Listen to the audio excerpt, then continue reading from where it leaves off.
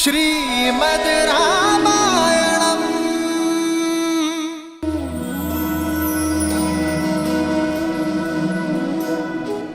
राम, आज तक किसी ने मेरा सत्य जानना नहीं चाहा, लेकिन केवल तुम हो राम, जिसने बिना किसी भय के इस पत्थर की भावना को समझा। तो सुनाइए वो सत्य मां जो बरसों से इस प्रतिमा के पीछे छुपा है।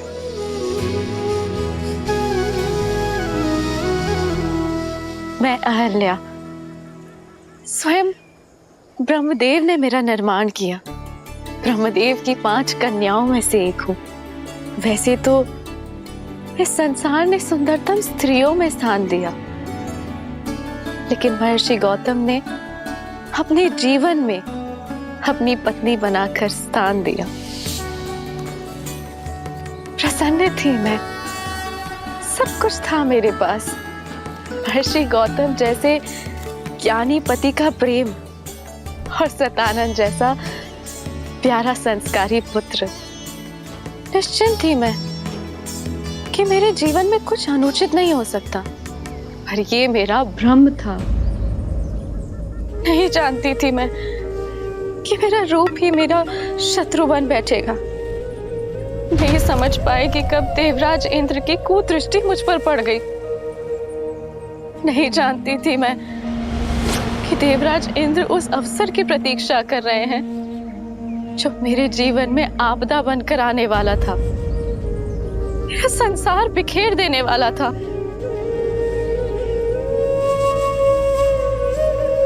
अग्नि मेरे पुरोहित यज्ञस्य देवमृते। अहिल्या,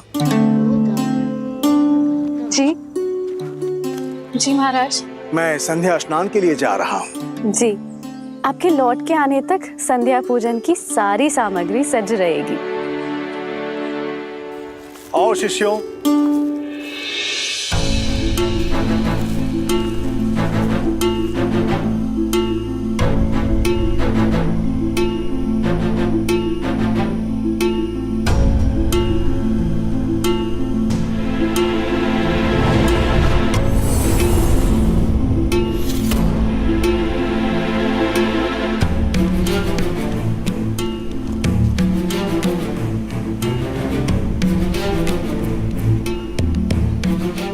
पुत्र सतानंद, तुम्हारे पिताश्री संध्या स्नान के लिए गए हैं और अपने वस्त्र यहीं पर भूल गए। तो जाओ और तुम्हें दे के आओ। जी माँ।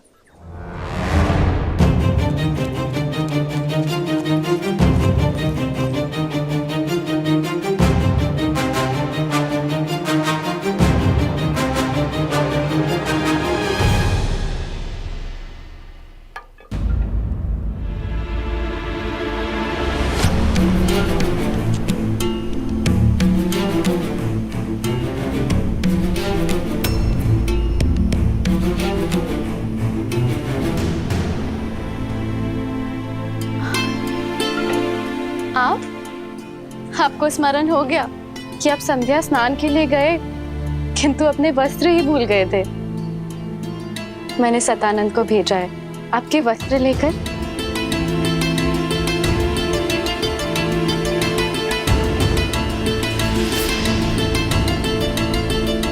इसीलिए हम अपना वस्त्र छोड़कर गए थे कि तुम सतानंद को बाहर भेजो और हम दोनों को एकांत में कुछ समय मिल सके। अहिल्या,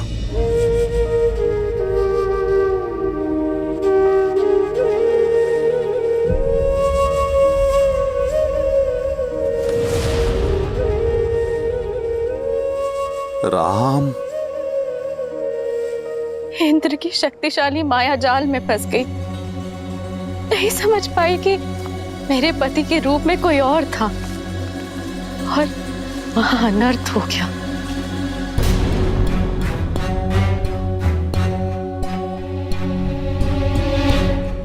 कौन हो तुम? मेरा वेश धारण करके मेरे आश्रम में क्या कर रहे हो तुम?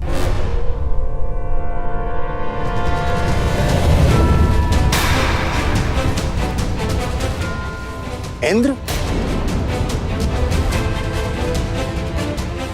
देवता होते हैं मनुष्य और ऋषियों की रक्षा के लिए, परंतु तुम एक ऋषि पत्नी के साथ,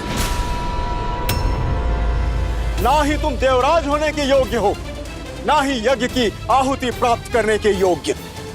नहीं ऋषिवर, मुझे क्षमा कर दीजिए, मुझसे बहुत बड़ी भूल हुई है ऋषिवर। तुम्हारे पाप के कारण जीवन के प्रत्येक क्षण में तुम्हें शाप भोगने के योग्य हो तुम।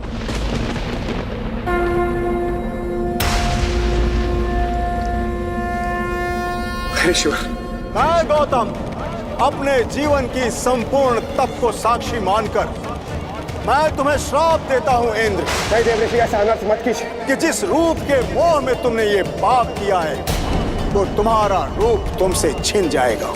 तुमने इंद्रत्व का अपमान किया है भोगी, तुम आजन्म रोगी रहोगे।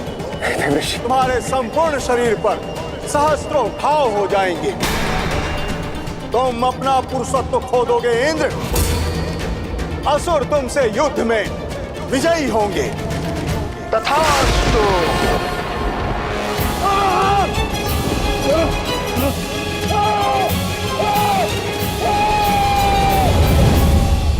ऋषि गौतम की आंखें पथराई हुई थी, वो मौन थे, मौन,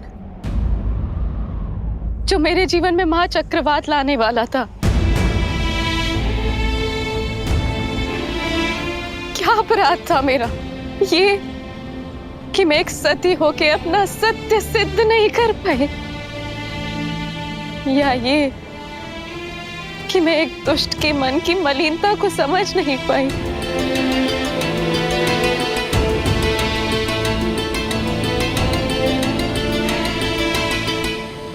सच में तुम्हें ज्ञात नहीं था कि वो मैं नहीं हूं। आपको संदेह है मुझ पे? अगर अनुमान होता तो क्या मैं देवराज? जब वो मेरे समक्ष आए तो मुझे भ्रमित कर दिया। इंद्र के रूप में नहीं, अभी तो बिल्कुल आपकी तरह लग रहे थे वो, और माया से मुझे। अहिल्या! इंद्र तो पापी है, परंतु तुम तो पतिव्रता हो ना। फिर तुम्हें यह कैसे अनुमान नहीं हुआ कि यह इंद्र की माया है? उसने तुम्हें स्पर्श किया और तुम्हें अंतर का अनुभव तक नहीं हुआ। मानने को मैं सच नहीं कि कोई स्त्री किसी के निकट रहने के पश्चात भी यह अनुभव न कर सके कि वो उसका पति नहीं है। सत्य बोलो अहिल्या, एक ऋषि पत्नी होने के पश्चात भी ऐसा तुच्छ व्यवहार। चरित्रहीन हो तुम।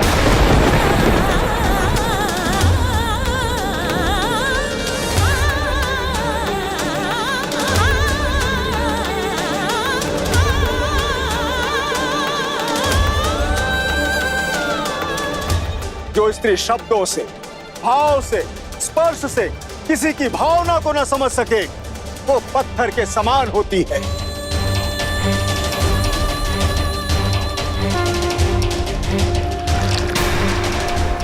मैं तुम्हें श्राप देता हूं कि इसी क्षण तुम पत्थर की प्रतिमा में बदल जाओ, सदा सदा के लिए।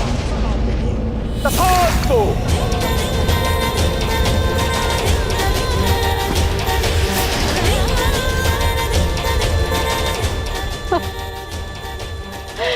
अनर्थ मत कीजिए आर्य, मेरी बात तो सुन लीजिए, मेरे पक्ष का सत्य जान लीजिए। जो देखा उसके पश्चात भी अब क्या कुछ शेष है सुनने के लिए? नहीं अहिल्या, तुम क्षमा के योग्य नहीं हो। मेरा श्राप अवश्य पूर्ण होगा। तुम्हें यह पीड़ा अकेले ही भोगनी पड़ेगी, और जो कोई भी इस क्षेत्र में प्रवेश करेगा वो तुम्हारे पाप का भागीदार बनेगा। तुम्हें श्राप से वही मुक्त करेगा जो काम, क्रोध, मद, मोह, लोभ और मत्सर से मुक्त होगा।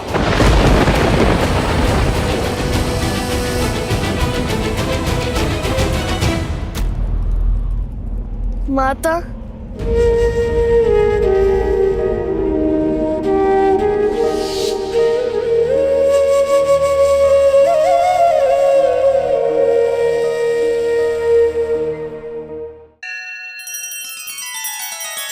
श्री रामचंद्र कृपालु भजुमन हरण भव भय दारुणम नव कंज लोचन कंज मुख कर कंज पद कंजारुणम। सिया राम सिया राम सिया राम सिया राम। आदर्श और मर्यादा की है ये कथा महापावनम काट मद श्री से मिला दे श्रीमद रामायणम श्रीमद रामायणम। सिया राम सिया राम सिया राम सिया राम। मुझ पर अपराध हुआ और दंड भी मुझे ही मिला। मेरा पक्ष सुने बिना मेरा न्याय किया गया। तब से मैं प्रतीक्षा में हूं कि कोई आए और मेरी पीड़ा सुने। और अब तुम आए हो राम। इनकी बात पर विश्वास नहीं किया जा सकता। महर्षि गौतम जैसे महान ऋषि क्या ऐसी श्राप दे देंगे?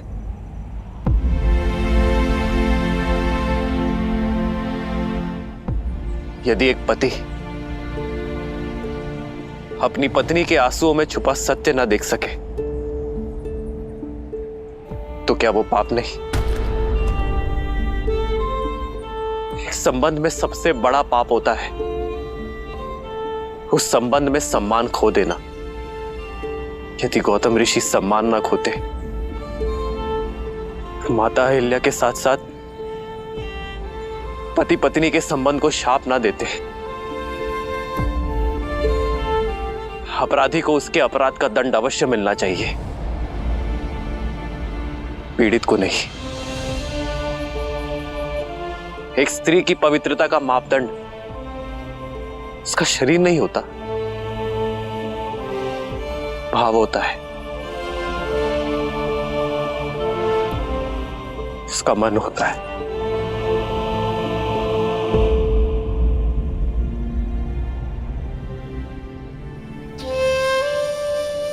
मैं लज्जित हूं मां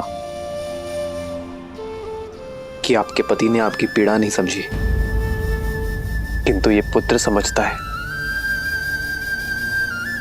आप निष्पाप है मां, आपको दिया गया शाप अनुचित था।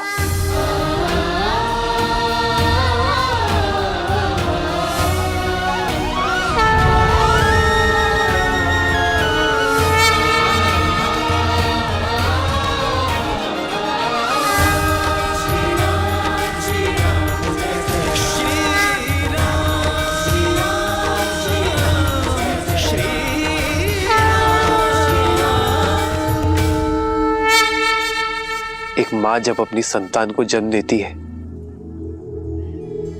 तो कुछ देर के लिए मूर्छित हो जाती है, पथरा जाती है। संतान का रुदन, उसके आंसू, उसके पांव का प्रहार उसे जगाता है मां, संसार में फिर से लाता है। ऐसा ही आपका पुत्र आपको जगाने आया है मां। जाग जाइए मां, लौट आइए।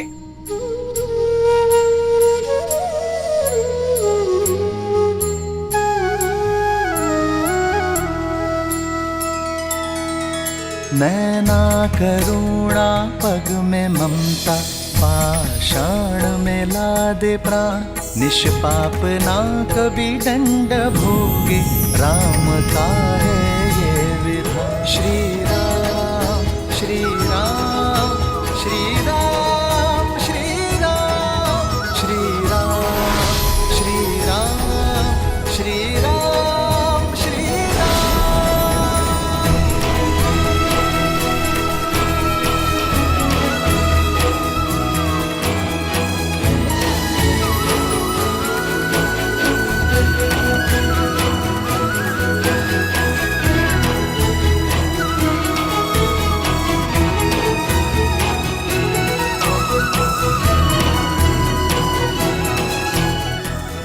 माता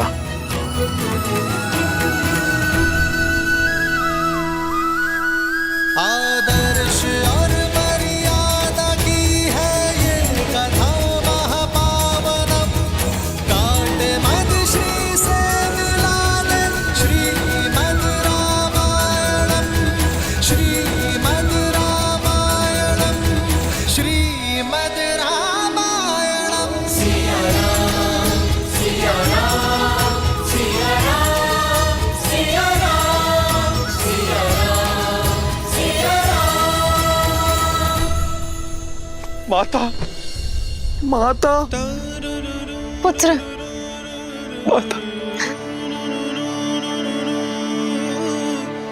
माता, मुझे क्षमा कर देना। मैं वो अभागा पुत्र हूँ जो मेरी माता की पीड़ा समझ नहीं पाया। मेरा समस्त जीवन आत्मग्लानि में व्यतीत हो गया। माता, मुझे क्षमा कर देना। माता, मुझे क्षमा कर देना। नहीं पुत्र, मैं तुमसे रुष्ट नहीं हूँ पुत्र सतानंद। व्यक्ति की समझ तो आयु से परिपक्व होती है।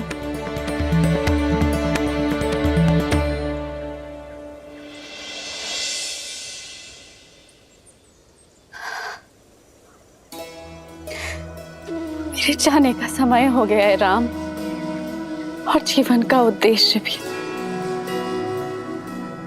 जो कदाचित तुम्हारी यात्रा में आकर संसार को संबंधों की सीख देना था। आज तुम्हारे सत्य ने मुझे मोक्ष दिलाया है।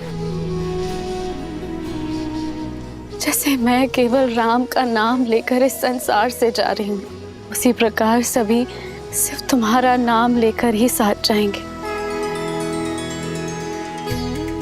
राम नाम सत्य है। जीवन में हानि लाभ, शाप वरदान, पवित्र अपवित्र कोई महत्व नहीं रखता। महत्व है तो मात्र एक सत्य का। और यही सोच मनुष्य को जीवन और मरण के चक्र से मुक्ति दिलवाएगी, मोक्ष दिलवाएगी। राम नाम सत्य है। राम नाम सत्य है। राम नाम सत्य है। राम नाम सत्य है। राम नाम सत्य है। जय जय राम श्री राम।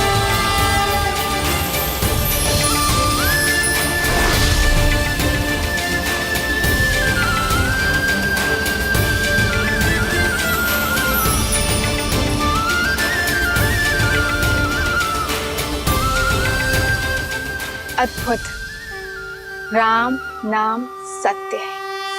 हाँ देवी, राम नाम से बड़ा सत्य तो इस संसार में और कोई हो ही नहीं सकता। क्योंकि श्री राम जैसे मनुष्य अपने अपयश की चिंता किए बिना दूसरों की पीड़ा हरते हैं। अपने विषय में सोचे बिना दूसरों के विषय में सोचते हैं। अब ऐसे मनुष्यों के जीवन का मार्ग तो सत्य से ही परिपूर्ण होगा। वहीं दूसरी ओर रावण जैसे लोगों के लिए उनके व्यक्तिगत लाभ, उनके अभिमान, उनके यश से बढ़कर और कुछ नहीं होता।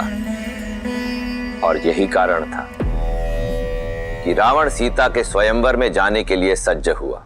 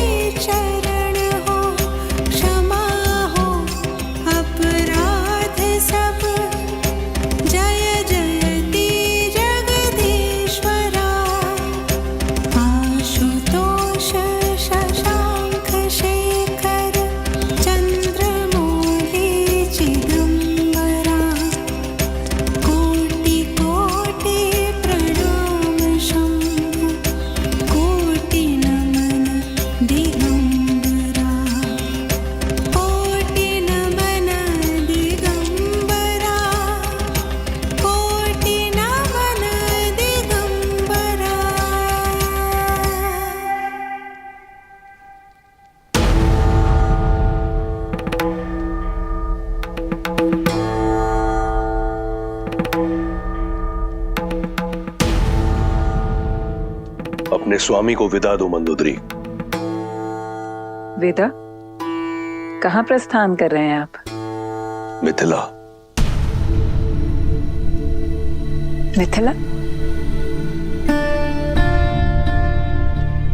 स्वयंवर में, जहां से लंका के लिए निमंत्रण ही नहीं आया। निमंत्रण अतिथि को दिया जाता है, विजेता को नहीं। 14 लोगों के स्वामी को स्वयंवर का निमंत्रण न देना किसी चुनौती से कम नहीं मंदोदरी। पर हमारे पुत्र मेघनाथ का तो विवाह हो चुका है और दूसरी पत्नी की चाह भी नहीं है उसे। मैं मिथिला मेघनाथ के लिए नहीं जा रहा।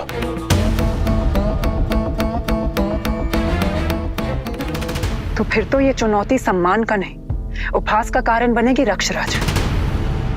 आपकी आयु तो जनक से भी अधिक है।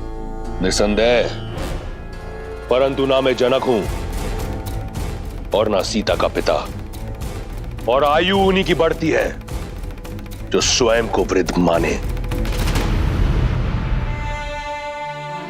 इतने वर्षों पश्चात मेरा प्रेम, मेरी सेवा आपके लिए कम पड़ गई। मंदोदरी, तुम मेरे लिए वो अमूल्य रत्न हो जिसका तेज, जिसकी चमक कभी मंद नहीं होगी। तुम सदैव मेरी पटरानी रहोगी। फिर जनक पुत्री क्यों? मैं मिथिला केवल जानकी के लिए नहीं, महान शिव धनुष पिनाक के लिए जा रहा हूं। उसका वहां मिथिला में रहना चुभता है मुझे। जब महादेव का परम भक्त यहां लंका में है, तो उनका पावन धनुष वहां मिथिला में क्यों? मैं उसे यहां लेकर आऊंगा, अपनी भक्ति के प्रसाद के रूप में। और यदि जानकी मेरी वीरता का पुरस्कार बनकर यहां आती है, तो इसमें क्या बुराई है? जो आप करने जा रहे हैं वो अनुचित है लंकेश।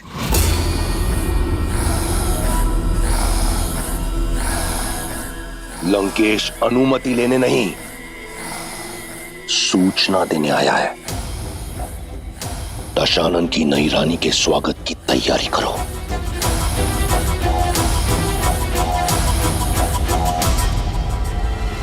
अपने इस भक्त को आशीर्वाद दे महादेव। और मुझे आशा है कि मेरी पटरानी की ओर से आपके धनुष के स्वागत में कोई कमी नहीं रहेगी।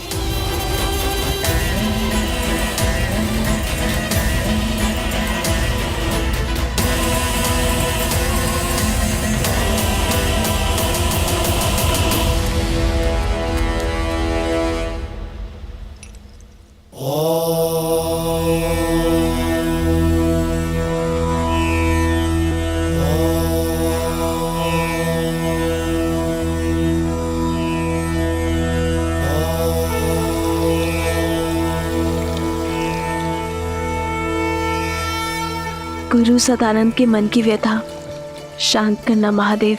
दीदी, दीदी सुनो। मैं पूजा कर रही हूँ उर्मिला।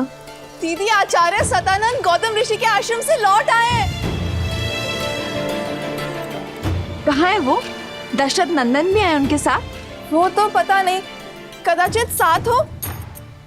गुरुदेव तो आते ही राजसभा में चले गए थे पिताश्री से भेंट करने के लिए।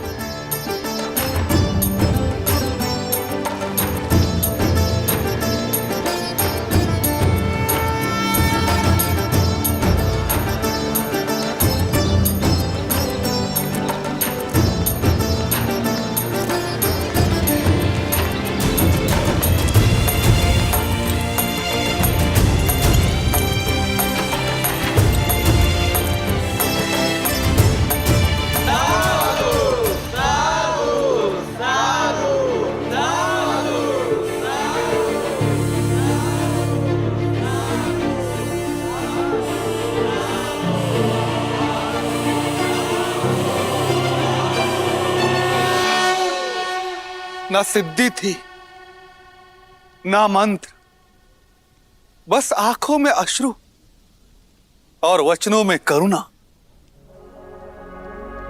राजन, उसका बखान मैं अपने शब्दों में नहीं कर पाऊंगा।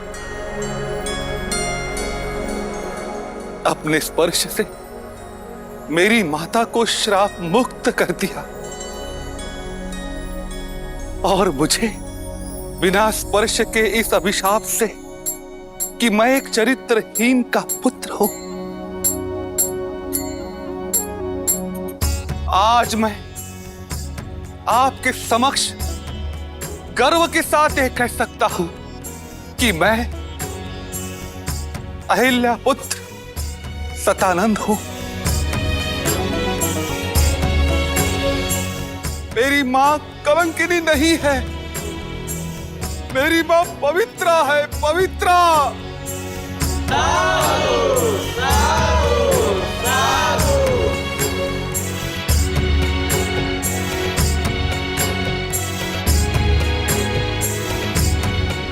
पुत्री सीता, तुमने उचित कहा था, महादेव ने मार्ग दे दिया। अब तुम्हारे इस गुरु को शांति की खोज के लिए कहीं और जाने की कोई आवश्यकता नहीं। इस समस्त संसार में वस्तु, संपत्ति, शक्ति का कोई मोल नहीं है। मोल है तो केवल राम नाम का। राम नाम सत्य है, राम नाम सत्य है।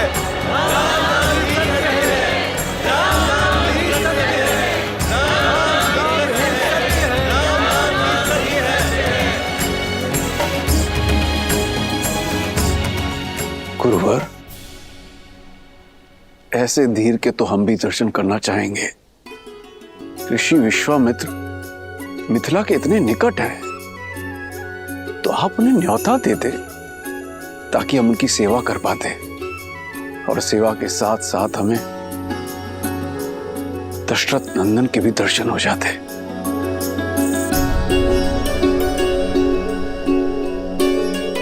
राजन, मैंने प्रयास किया था।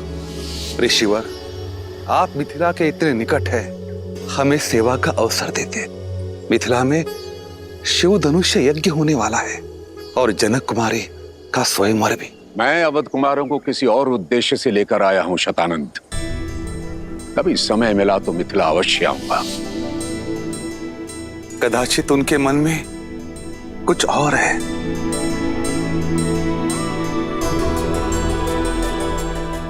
जैसी महादेव की नियति। यदि महादेव चाहेंगे तो ऋषि विश्वामित्र भी हमें दर्शन देंगे और दशरथ नंदन राम भी। अवश्य महाराज। ये क्या? विश्वामित्र तो ब्रह्म ऋषि हैं। वे जानते हैं कि सीता केवल राम की ही होनी है। फिर विश्वामित्र ने मिथिला जाना अस्वीकार क्यों कर दिया? कदाचित इसलिए क्योंकि वो ब्रह्म ऋषि हैं। कदाचित इसलिए कि वो उस क्षण की प्रतीक्षा कर रहे थे जब यह निर्विवाद रूप से सिद्ध हो जाए कि श्री राम से श्रेष्ठ और कोई नहीं। कदाचित इसलिए भी क्योंकि अभी किसी और के मिथिला पहुंचने का समय हुआ है।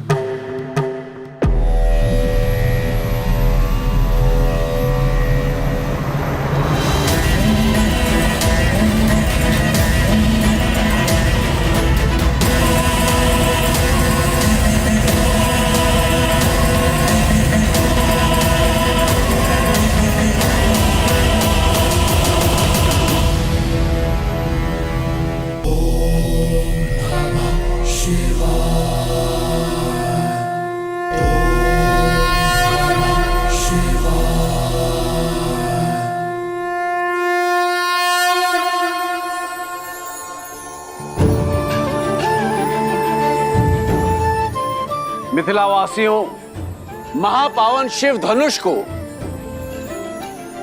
नगर प्रदक्षिणा करने के पश्चात स्वयंवर क्षेत्र में ले जाकर स्थापित कर दिया जाएगा और वहां उस पर प्रत्यंचा चढ़ाने वाला वीर बनेगा मेरी पुत्री सीता का वर।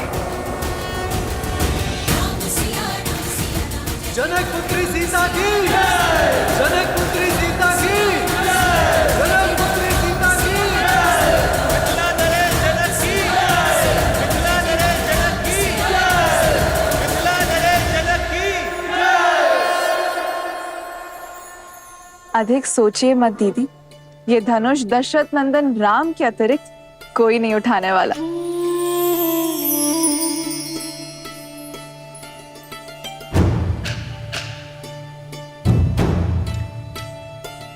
अनुष्ठान प्रारंभ करो।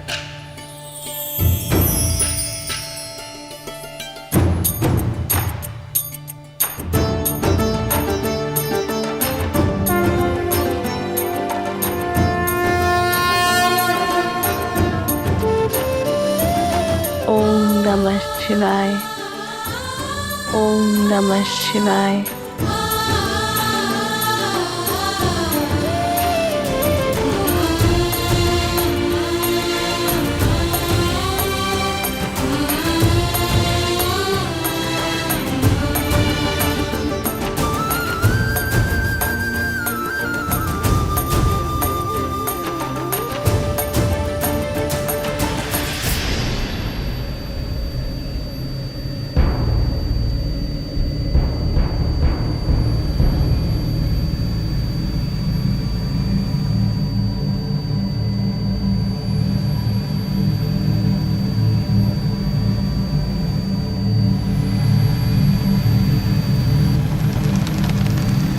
पुष्प विमान अर्थात रावण यहाँ है।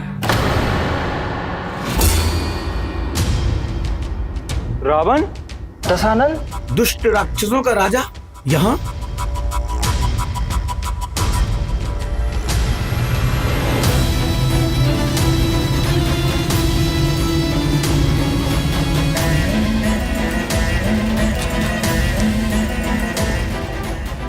महादेव का पिनाक तो यहां है, अर्थात स्वयंवर आरंभ होने में समय है। पुष्पाक,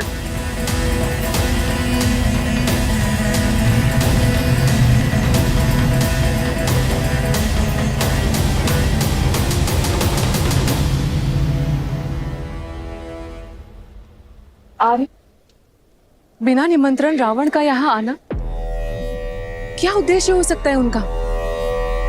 वो दशानन है, उन्हें निमंत्रण की आवश्यकता नहीं पड़ती और नीति और नियम के अनुसार भी हम उन्हें स्वयंवर में भाग लेने से रोक नहीं सकते।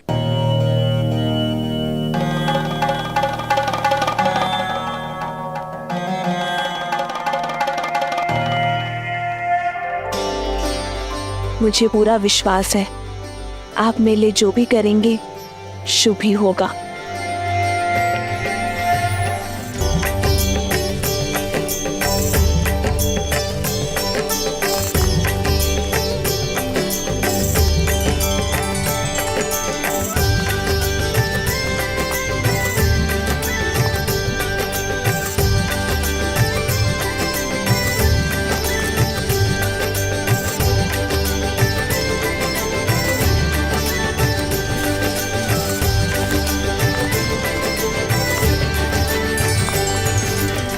आज भूख प्यास और थकान नहीं हुई लक्ष्मण? गुरु और कहा ले जा रहे, इसकी शंका तो नहीं है तुम्हें? आज मैं शंकित नहीं हूं भाई, अभी तो दृढ़ता से तत्पर, क्योंकि मैं जान चुका हूं कि गुरुदेव हमें जहां भी ले जा रहे होंगे किसी कारण से ही ले जा रहे होंगे।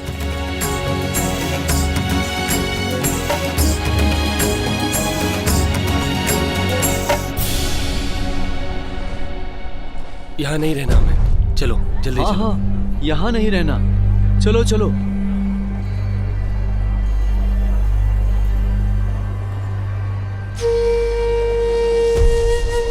भैया सुनिए, आप सभी इतने चिंतित और भयभीत होकर जा कहाँ रहे? मत पूछो, बस यहाँ नहीं रहना हमें, जाने दो हमें। नरक है ये स्थान। परंतु मित्र, इतने सुंदर स्थान में समस्या क्या है? ये स्थान शापित है। हमें हमारे भाग्य पर छोड़ दो युवक।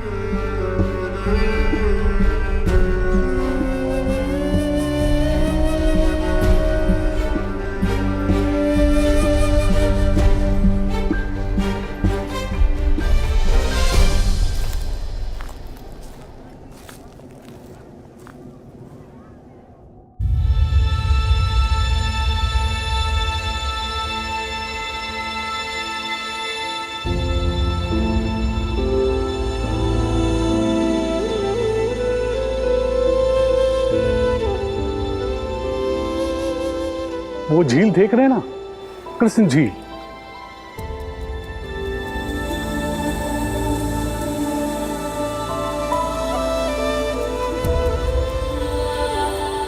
अचानक वहां से जल का वेग आता है और बाढ़ आ जाती है।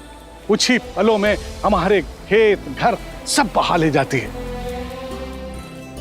अब तक जैसे तैसे हमने पुरखों की जमीन खेत को बचा कर रखा, पर अब साहस टूट चुका है।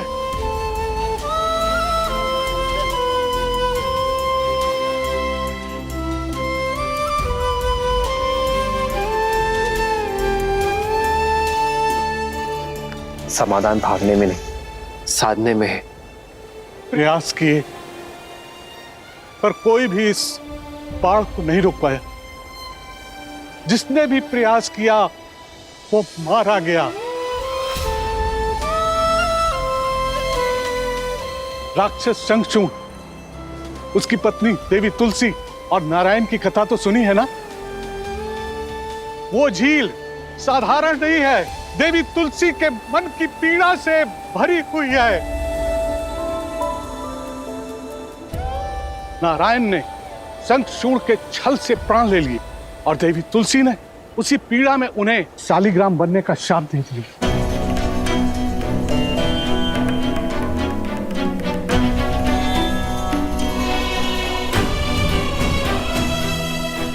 ये शालिग्राम नारायण के चिन्ह है, शापित होकर पड़े हैं गंडकी नदी के तट पर। जहां ईश्वर ही शापित हो, वहां मनुष्य के प्रयास से क्या होगा।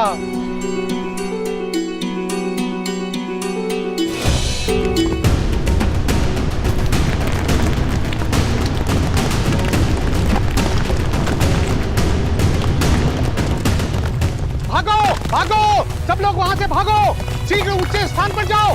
आओ, चलो इधर आओ, इधर आओ, निकलो।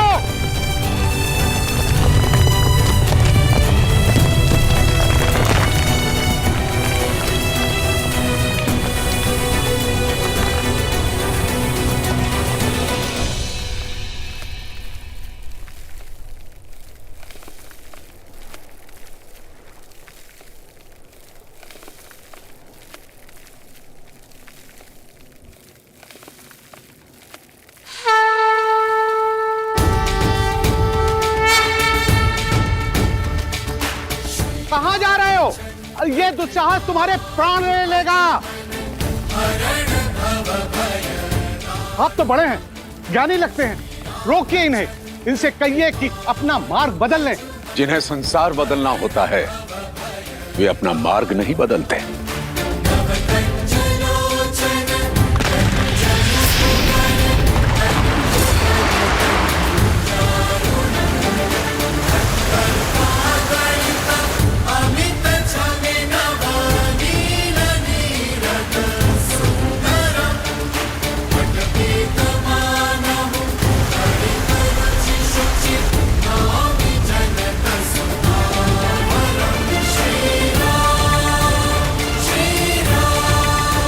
हे महादेव, रक्षा करो।